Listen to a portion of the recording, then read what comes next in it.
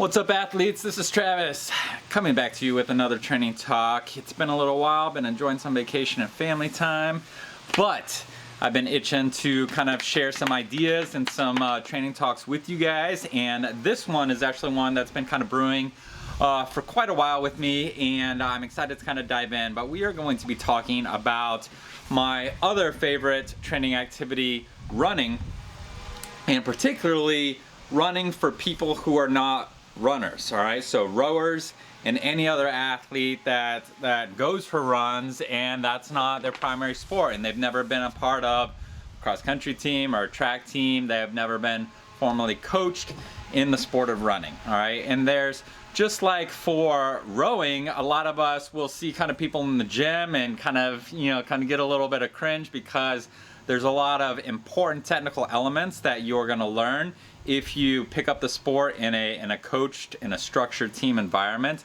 that you're not going to pick up if you just kind of find the equipment and you teach yourself, or even if you're finding good tutorials online here on YouTube, whether it's Dark Horse, whether it's Training Tall, Decent Rowing, Aram Training. All these guys have great videos talking about the technical side of rowing. But even so, there's definitely something that you're going to miss if you're not getting coached directly. And it's the same thing with running. And I think a lot of us, because running is the one true kind of natural sport, it's a sport we evolved, or movement we actually evolved to do, and to do extremely well. And all the other sports really aren't. All right, so running, there's a purity to running. And we want to assume that it just kind of, we run fine and our technique is fine, but that's really not the case. And there's really a lot that most people can kind of learn about running, and the point of this video is just kind of take a couple things that kind of I know, some of those basics that I would say as a runner that you should know. I should tell you as a non-runner, all right? Just like, in rowing, you would say, all right, you want to make sure that you're patient on the recovery and that you're relaxed and that you need to sequence your recovery, arms, body, legs, and you need to sequence your drive, legs, initiate, body and arms follow through. Those kind of things, making sure you're sitting up tall, you're not slouching, your hips are rotated forward, all those just very basic things in rowing. There are some of those basic things in running as well. All right, so I'm just gonna kind of touch on some of those for you guys to make sure that you are really kind of getting the most out of your time when you're cross training and running, because it is an extremely important activity, especially for a sport like rowing, which is non-weight bearing. All right, things like cycling, also non-weight bearing sport. All right, you're kind of sitting on your bum, and kind of that weight is not being held through the legs, and so you're not getting the same kind of bone development and structure because you don't have to work against gravity in the same way.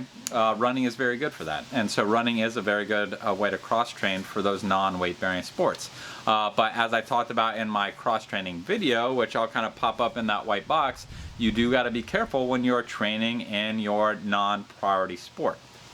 So what are they? All right, let's get in. So key concepts for running. One is that running cadence is extremely important. All right, just like cadence in rowing is very important. All right, you don't want to be doing steady state at a 26, 27. You want to be doing your steady state kind of in those high to mid-teens, maybe in those low 20s, kind of if you're doing kind of a higher end aerobic steady state. But for the most part, you want that cadence low. Well, in running, cadence is a little bit different. So cadence is actually fairly consistent in running, all right? So it's fairly consistent, around 180 steps per minute, all right? So that's each foot, so each individual foot will take about 90 steps in a minute, all right? And when you're counting those steps, if you're doing it, I find if you just count one foot for 30 seconds, you try to get to 45, easiest way to count it, all right? Don't try to count kind of both feet hitting. But the 180, both feet hitting in 60 seconds is kind of the target of where you want to be. And generally, you might deviate a little bit above that, a little bit below that, but it's a fairly reliable standard, all right, for running. And what I'll see is that people who are not trained runners will almost always understride, all right? I've actually never seen a non-runner that overstrides that mark. That is hitting 185, 190, all right? That would be kind of a little bit awkward for them, all right? But the tendency is to go slow. All right, and so what that does is that's going to put a lot more kind of pressure on your foot strike. All right, it's a lot less efficient, and it also encourages bad running technique. All right, it encourages and allows for things like the heel strike. It allows for a little bit pronation in either way. Not that pronation is a bad thing, contrary to what the shoe companies and certainly the shoe insert companies want to make you think. But it will certainly increase that kind of pounding, and it's not very efficient. If you are running and you kind of find yourself hitting in that 150, 160, even that 170 range, just try to practice. Spend a couple months on your runs, just trying to go a little bit shorter with your stride and just a little bit quicker turnover.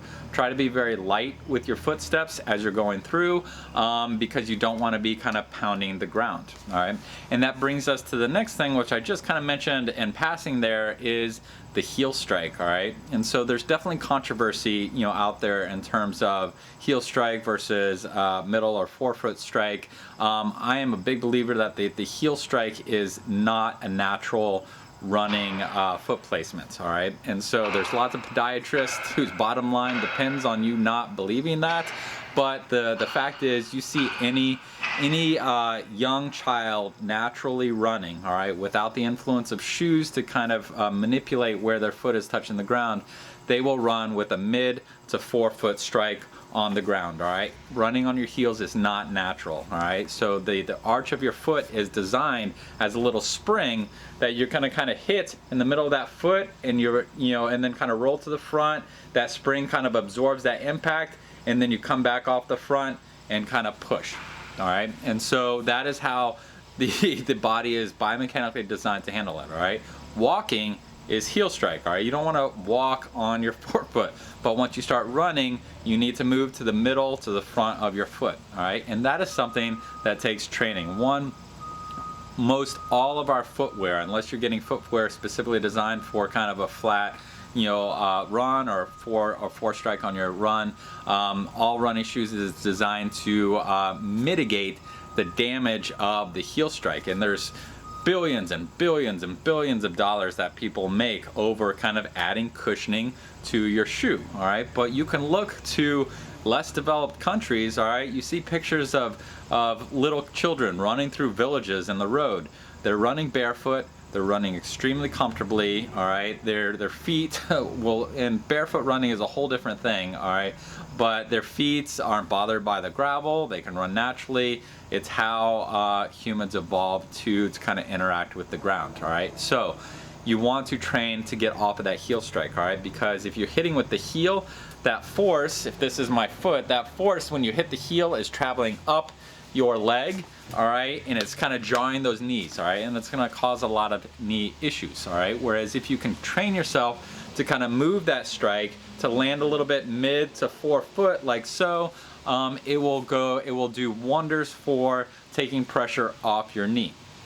Now there is a transition to this if you're not used to it. All right, your calves are going to work in a very different way. Your ankles, all those joints are going to be working in a very different way if you're moving on the front of your foot versus the back.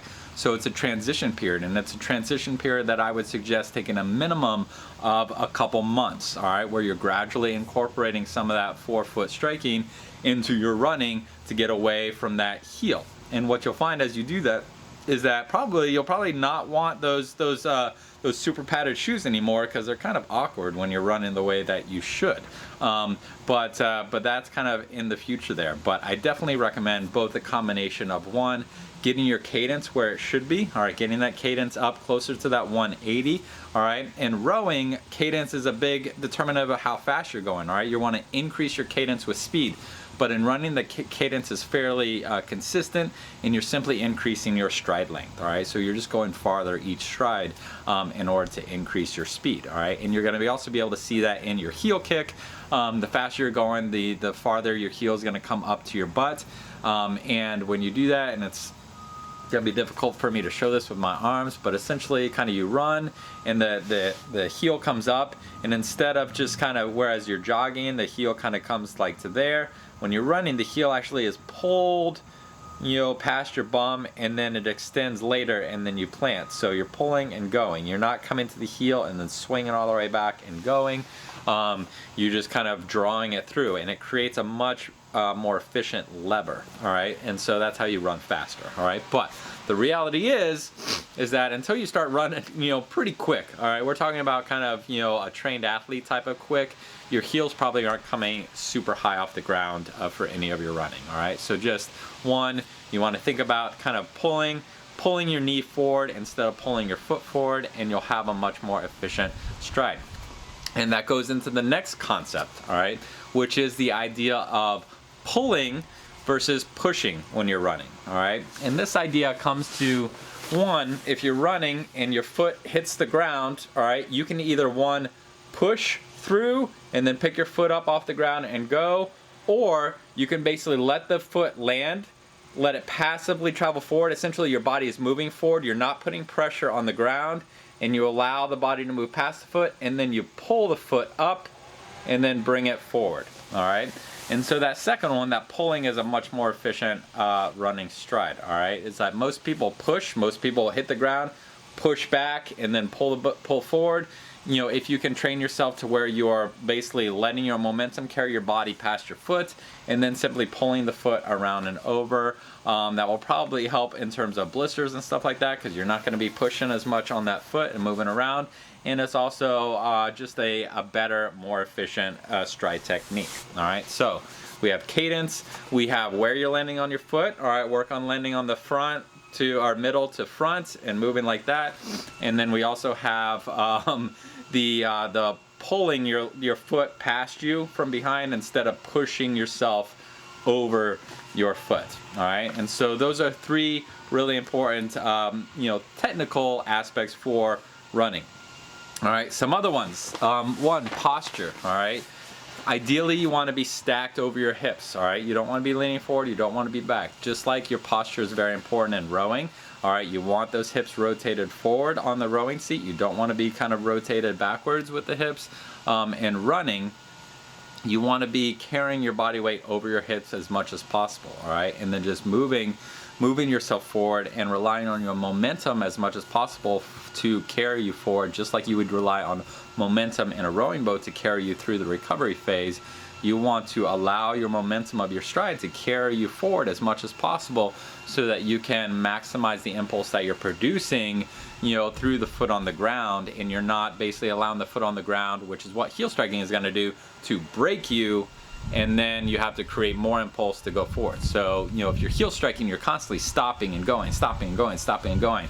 If you're running on the mid to front of your feet, then you're much better enabled to take advantage of your momentum of the stride, and then you're doing less work, and then you're going proportionally faster for the same amount of work, all right? So that is very important. And if you're keeping your body upright, you don't have to fight against this gravity kind of pulling you forward in this kind of fall where you're constantly almost stopping yourself from falling, and you definitely don't want to lean back. I mean, I don't see too many people lean back. That's not good. Maybe they'll do it if they're running down a hill.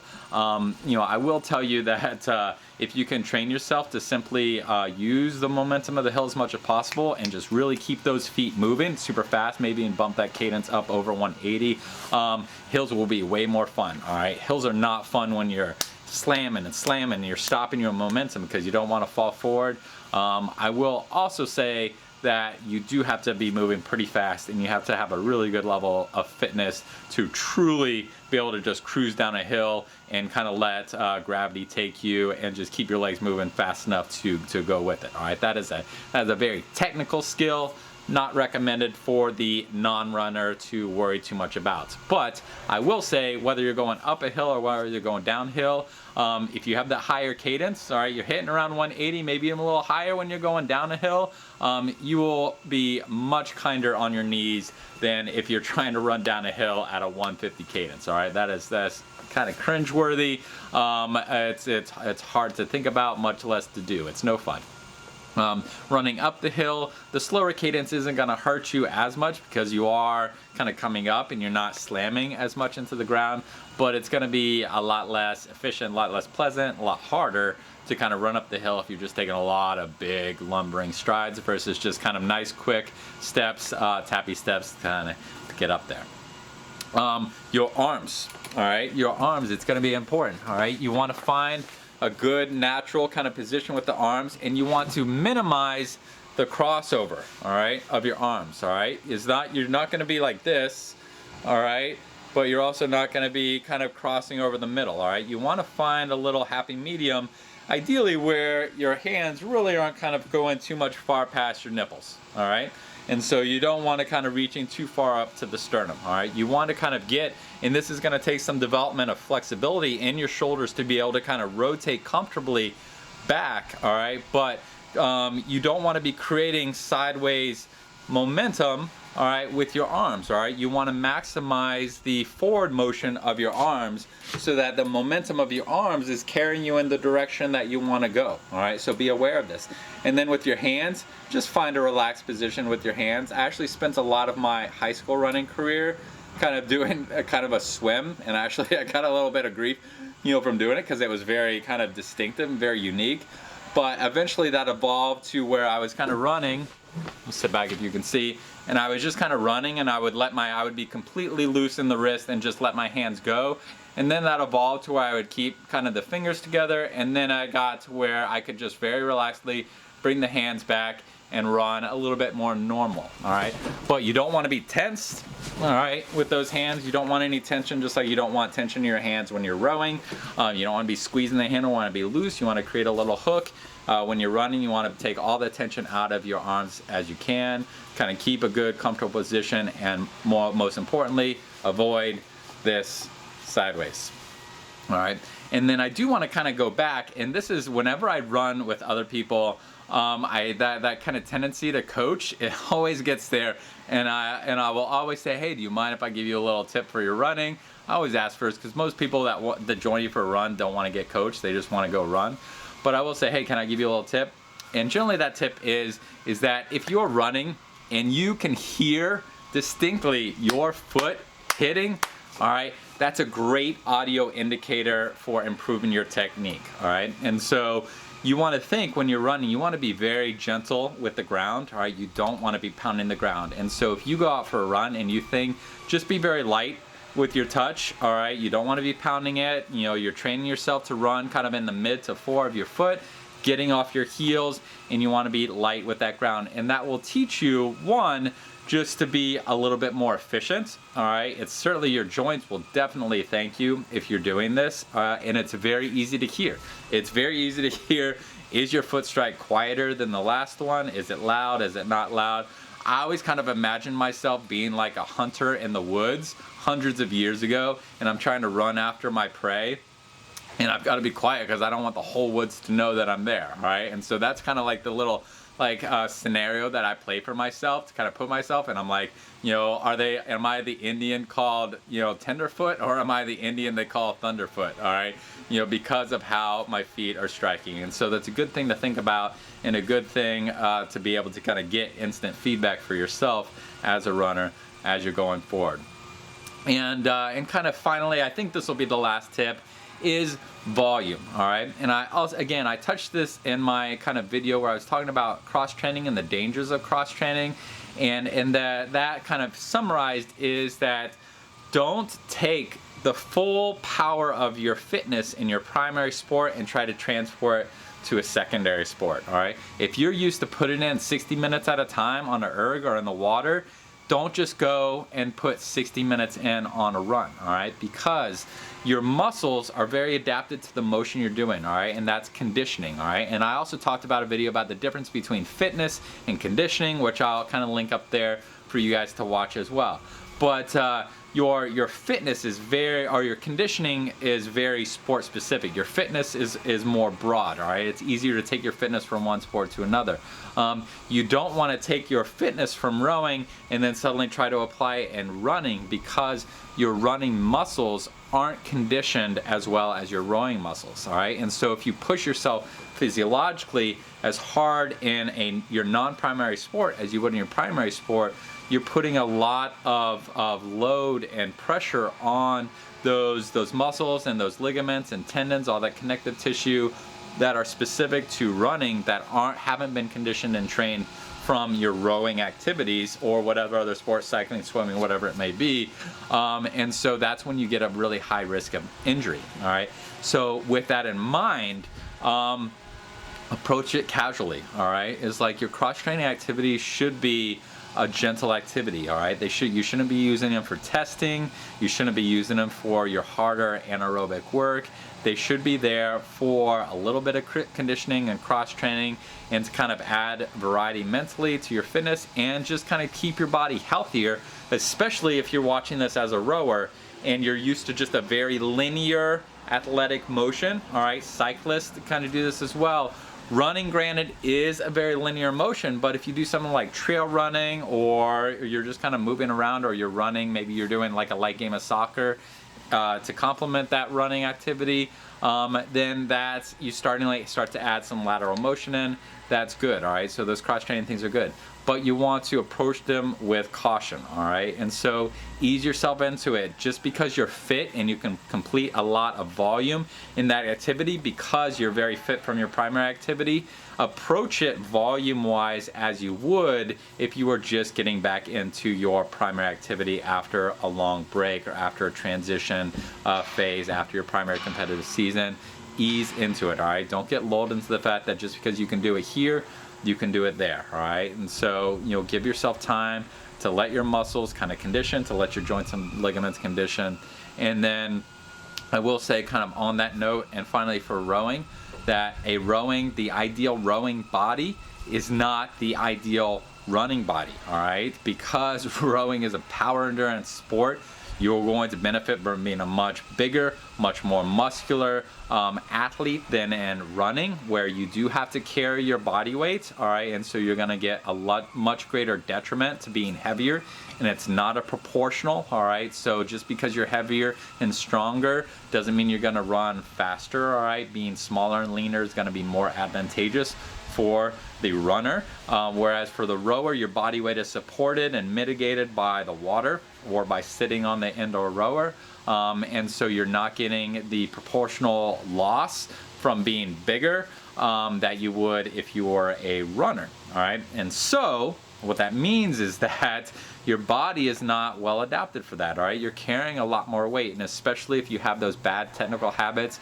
you have that low stride rate, you're a heel striker, whatever it may be, if you're adding to that, to the fact that you carrying a lot of weight that is going to be beneficial for your other sports, rowing, cycling, well, cycling you're also going to be lean, but certainly swimming, then that is not going to help you in running. All right, and so you got to be extra careful, and so take it easy. All right, ease into it. And if you're having coaches that are just throwing you into those other activities, maybe have a conversation with those, or if you're not comfortable kind of giving feedback and standing against kind of the direction of your coach, and saying this isn't appropriate for me, or this volume isn't appropriate for me at this point in my training, then just kind of adapt how you approach it to be a lot more cautious. All right, and make sure you're mentally approaching it as this is a complement to my training, and this is not my primary training. And so that's it. All right, that's my video tips, running tips for the non-runner, whether you're a rower or any other athlete. Hopefully that helped, and I'll try to get a lot more content out there for you guys now that I'm kind of back off the vacation, and so you guys can keep improving your training. But if you found this helpful, give it a like, share it with other people that you think it could help. That's probably the best thing that you can do for the channel, other than maybe hopping onto the Patreon at Rowing Resource and throwing a little bit of money each month to kind of help cover the fees of the channel. That's certainly helpful and appreciated. Or even better, if you're looking for coaching guidance, connect with me at gtsrowing.com or at gtsrowing on Instagram, and I would be happy to kind of work with any athlete that's looking to kind of elevate their game, getting a little bit more direction for their training, whether you're training for a competition or whether you're just training for being fit. I'm happy to work with any athlete that wants to get better. So that's it. This is Travis signing off. Have a great running training session, your next run, and I'll catch you on the next video. Bye.